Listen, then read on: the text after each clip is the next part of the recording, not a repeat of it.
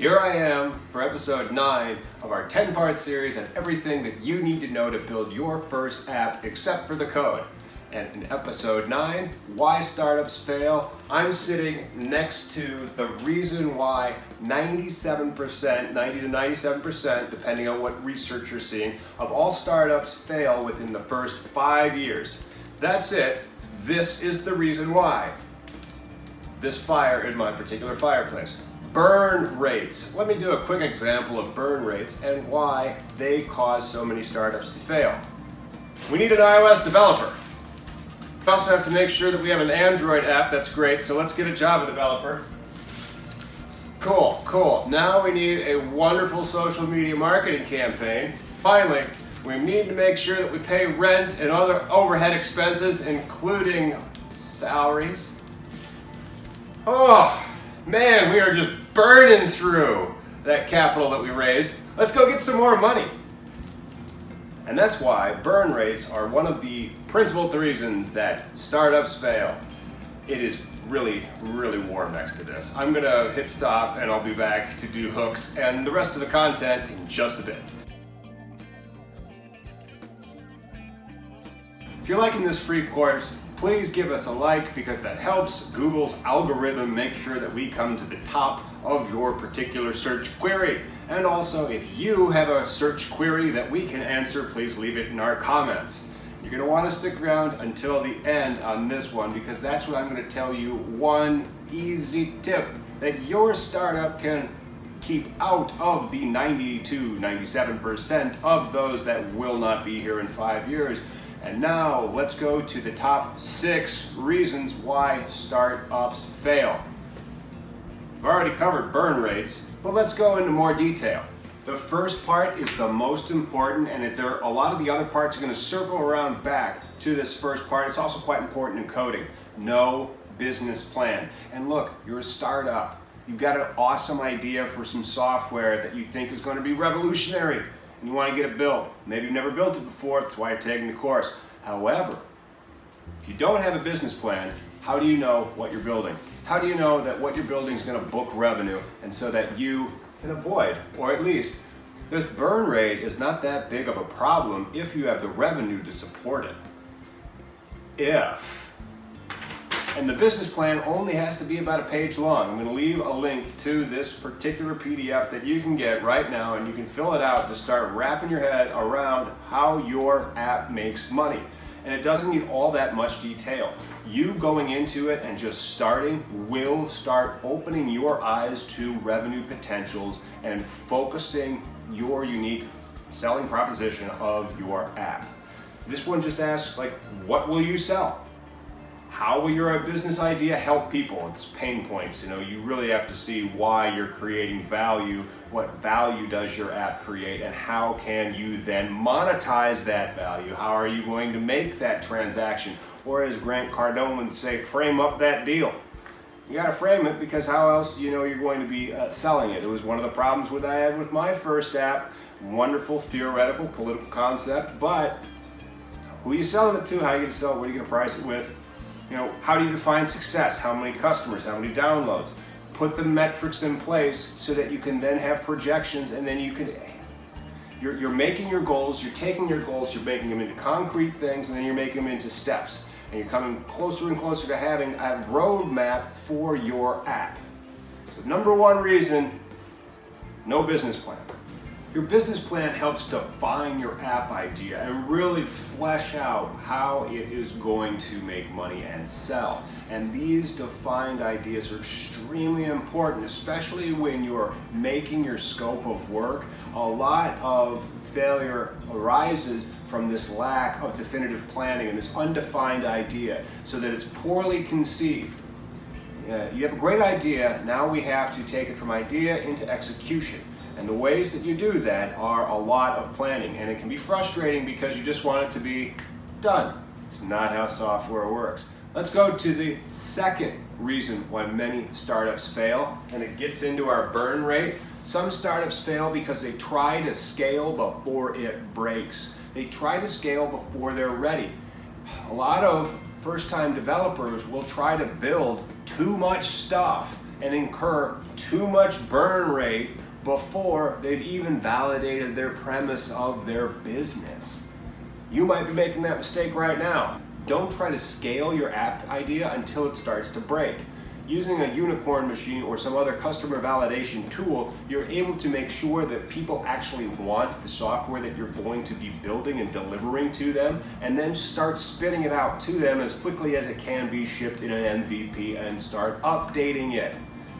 That's when you're going to get a certain critical mass. Well, if you've done it correctly and you've actually built really, really nice software, then you're going to be able to get to that point where you're going to scale and take on the burn rate. And you're going to take on the burn rate because you already have customer validated, so you have this bridge that needs to be built. The people that want it, your promised idea. Don't try to scale before your code is breaking. And by your code is breaking, you don't necessarily need a code, you need an idea or a concept that's starting to catch fire.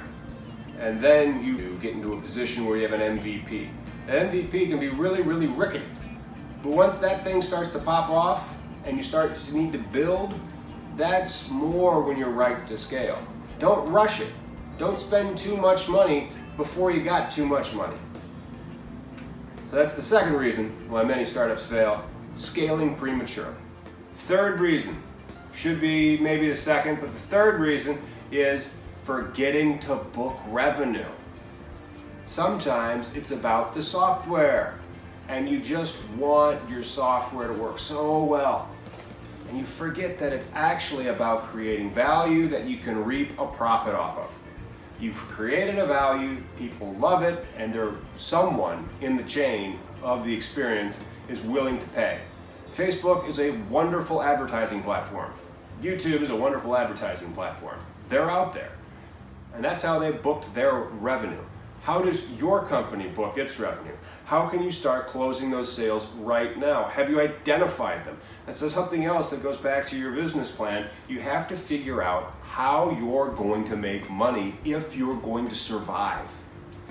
You're not just doing this to have a burn rate and something that's cool, which maybe one day could make something, and then you need a benefactor, which gets us into another reason.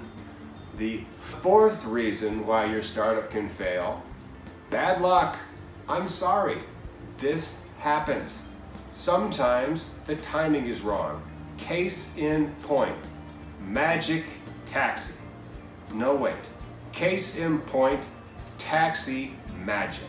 In 2008, almost 2009, Taxi Magic appeared to be the next big thing. It would actually allow you to hail a cab from your cell phone. Oh my gosh, it's amazing! Are you using it? No, you are not. Is Uber on your phone? Yes, it is. Maybe also Lyft. There you go. Bad luck. Let's talk about the top 3 startups to fail gloriously in 2017. Bad luck, maybe too much of a burn rate, maybe they weren't booking revenue, but let's go over them. Number 1, Yik Yak. You still using it? Are you? Well, it's not making any money. Okay. Number 2, Jawbone. Yeah, they used to make, speakers and stuff, right? Now what do they do? Nothing. And finally, BP. Yeah, I don't know what it does either, but evidently it raised a lot of money and gone. Which brings us home to the 5th reason why 97 to 90% of all startups fail within the first 5 years. They don't build the right team. And that's something that you really need to consider when you are going forward on your entrepreneurial journey. Software, team sport, business, team sport. How is your team going? Where are you weak? Do you need somebody who's connected? Do you need somebody that has money or capital? Everybody seems like if they could just get the capital guy, or they could just get this creative guy, or they could just get, no, you really need to focus on the core, the real team member is Stumari, your guest. That's why you're building the code, the Supra, so that you can be its tomato and hopefully everybody has a great time. But that gets into the weeds of our theories at stumari.co, which we hope that you visit. And if this is your first episode of our 10-part series that you happened on to, We hope that you click subscribe, give us a thumbs up, ask your question in the comments, and now here's what you've been sticking around for, the one thing that your startup can do to push you over the line and give you greater odds of making it to 5 years, better than 90 to 97% of all the other startups out there. And this is it. Don't drown. You want to know why these suckers go out of business? Why Yik Yak's gone, Jawbone ain't, and what was that other one? Oh, it was so big at the time, and now gone. I'll tell you, it's because you're not making money as fast as you're burning money, and eventually you gotta close the book. Happened to me, happens to all entrepreneurs, unless they get obscenely lucky in their first go around, and that's usually not how it happens.